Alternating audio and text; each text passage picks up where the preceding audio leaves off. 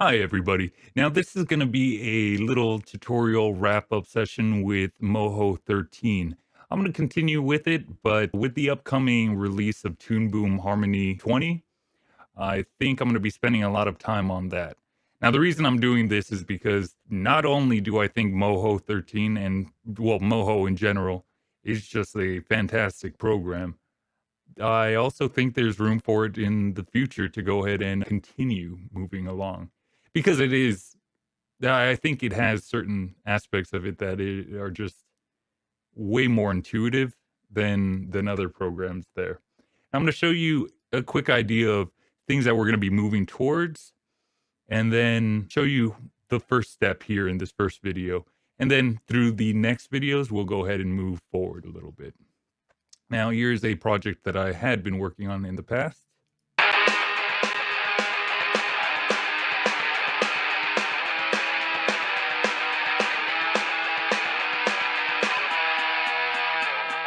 And of course, it's not rendered out, so you won't be able to see how it looks exactly there. Let me go ahead and bring up.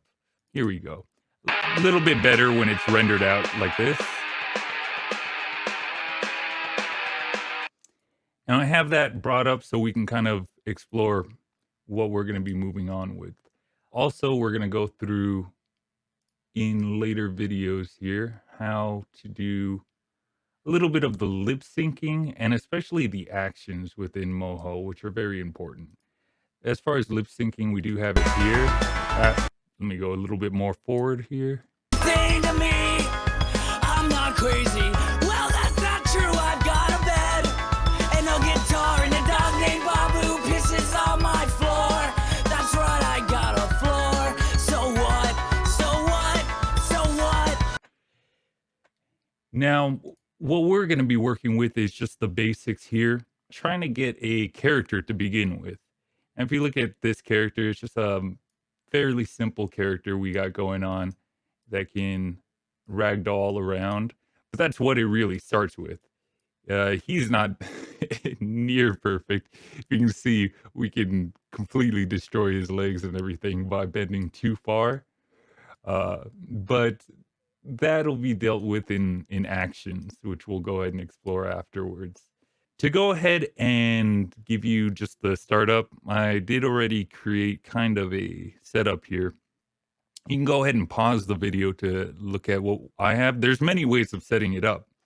That is one of the limitations of Moho, I think, is needing layers to act a certain way.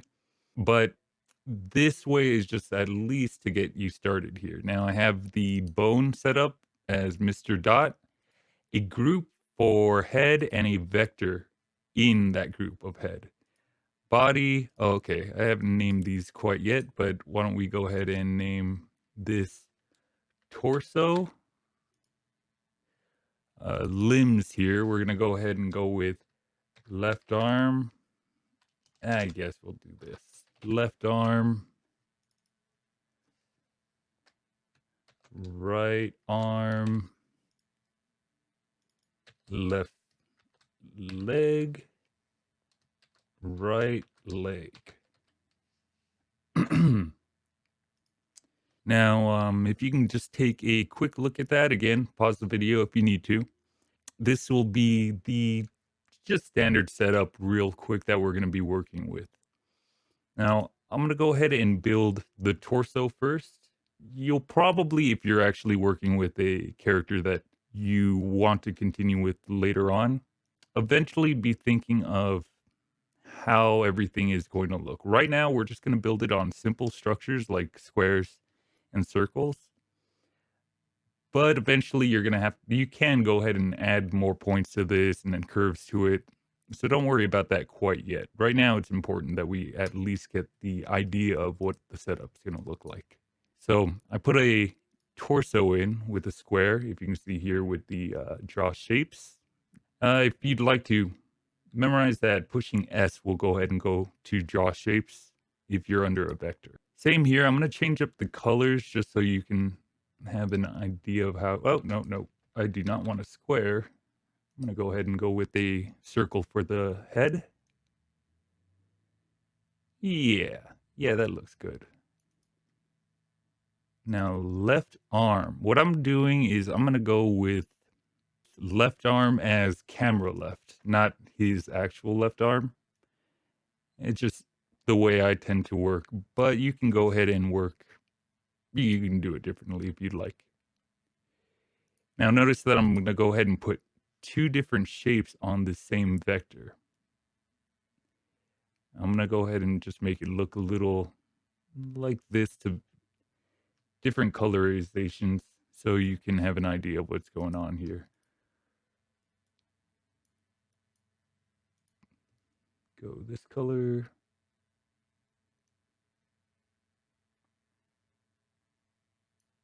Alrighty. Slightly different color. Go to left leg. Sure.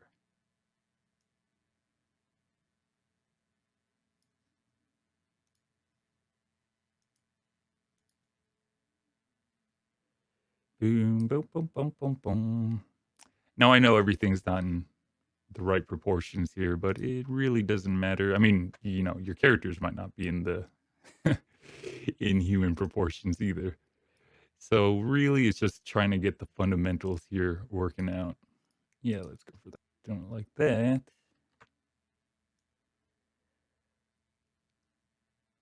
Oh, if you can't see and if you're wondering, I'm just control Zing for undo when things just disappear like that. Pretty typical for a program. So now that we have this Mr. Dot going on here, we're going to have to make sure we have the bone set up. Now, first we're going to start with just a, I don't know what people call it, but just a grounding bone basically.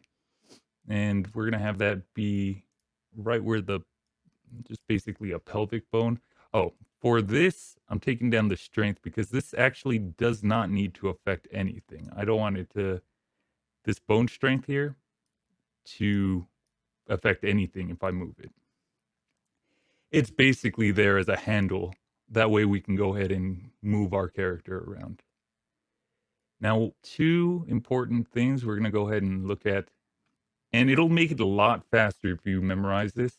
I will go ahead and just click on them. That way you can actually see in this video, but add bone will be A and select bone will be B.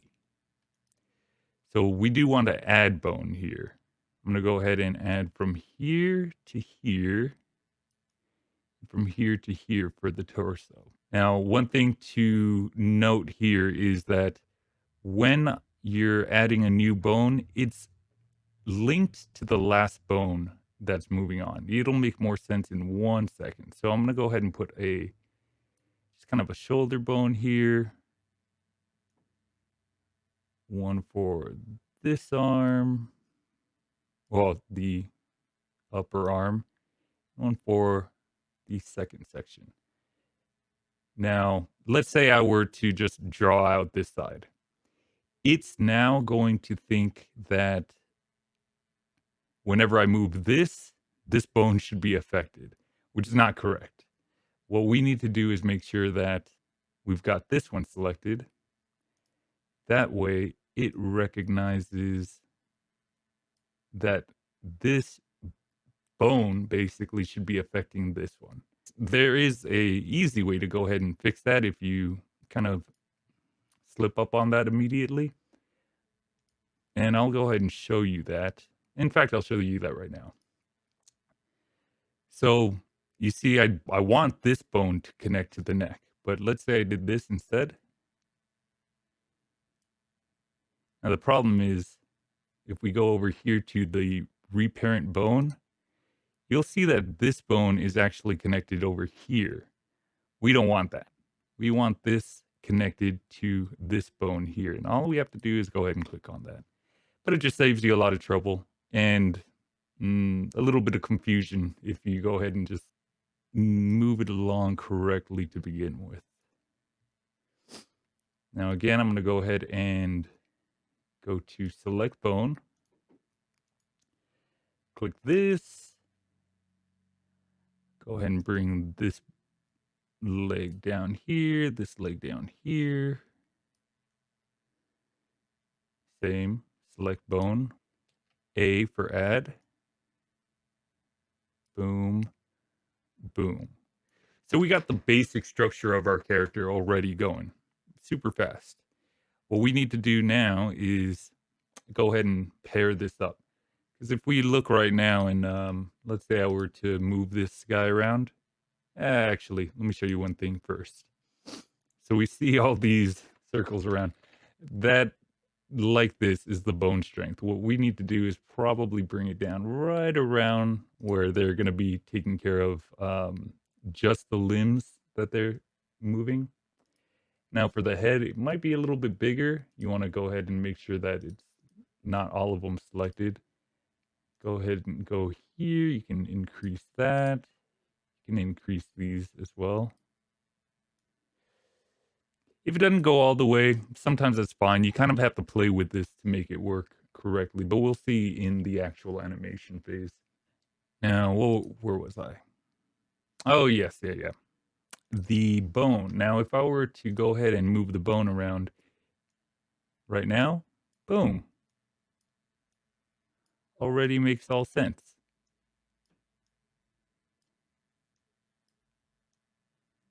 Except you can see that they're starting to affect other things, right?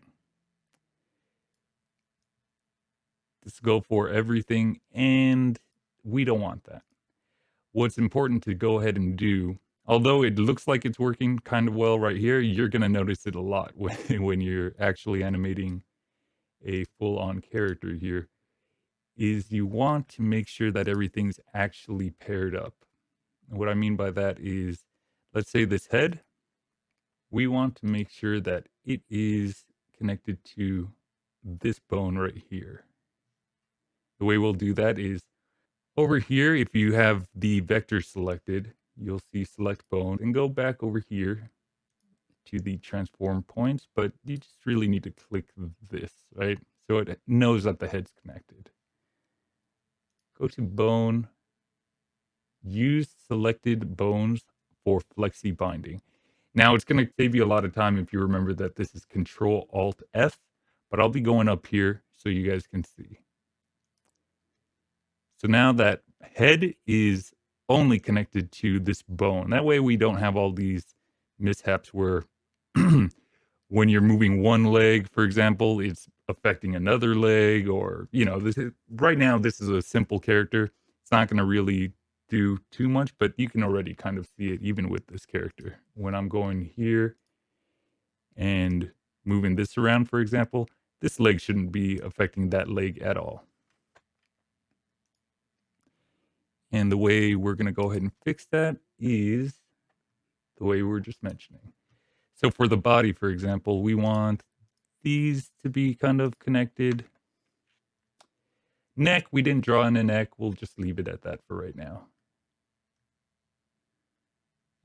Same, we'll go ahead and go here. Make sure the body is selected. Bone, you selected bones for flexi binding. I'm just going to call it flexi binding from now on. The arms are going to be a little bit different, just a tad. We're going to click this one.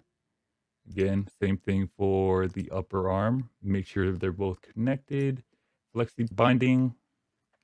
But when we go into the second bone here, this one we actually do want to be affected by this first bone. You'll see as we move along why that is going to be important.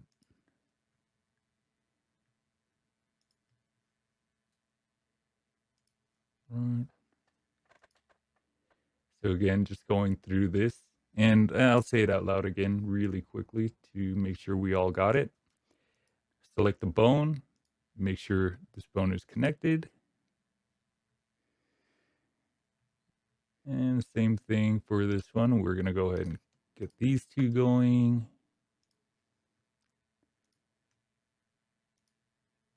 Select with that. Flexi binding. And we're good.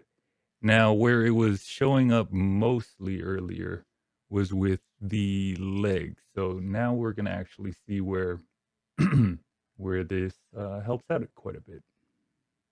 We're gonna go to bone, select the first upper femur area, select this vector layer.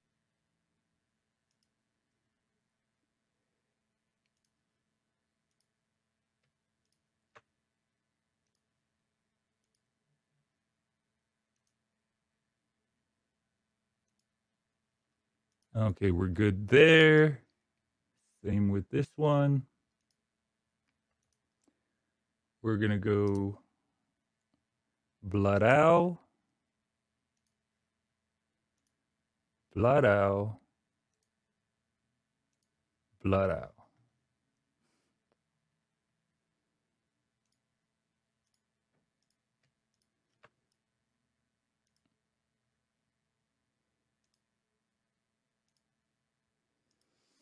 Okay. Now, if we go ahead and mess with this, remember how this was affecting that earlier? Notice that it is no longer being, well, let's say this left leg is no longer affecting that right leg. Same goes for this one. And the reason that we wanted to go ahead and not have this affect anything is, hey, we get a little pivot that we can move around here. So we have a pretty general character going on here. Right now we have this so he can kind of shrug, do this. The head works. Now, there's a little bit to go before moving forward, but I wanted to get the very basics out of the way. Once you're able to do this, I suggest saving often, saving backups, and what we will be working towards is something more along the lines of, again, there's going to be lip syncing. That's me. Don't want to play that right now.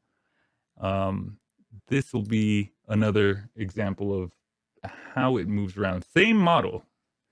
So you can see that there's quite a lot that can be done with the same little 2D picture going on here.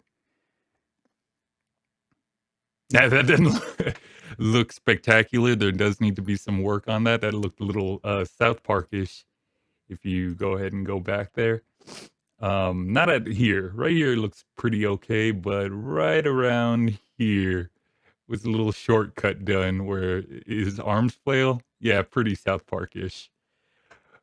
But as you can see, we're gonna go ahead and move forward and make sure we have something good going on here. I hope to see you in the next video and have a great day. Bye bye.